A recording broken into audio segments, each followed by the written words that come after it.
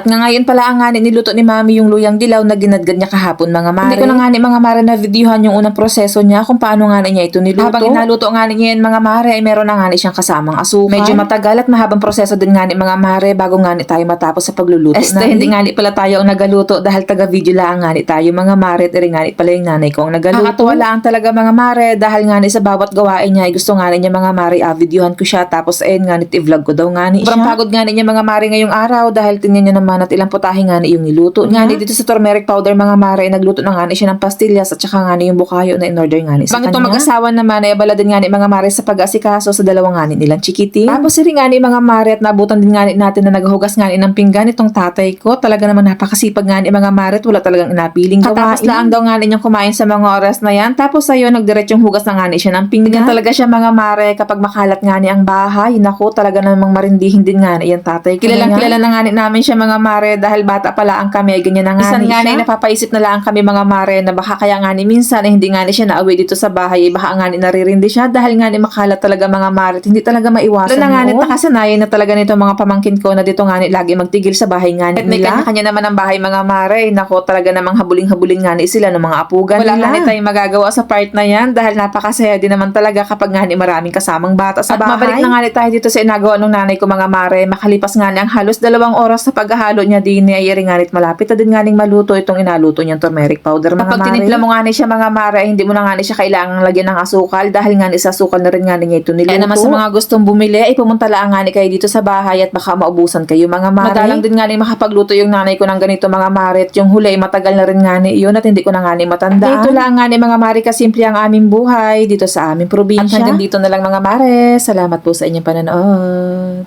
God bless.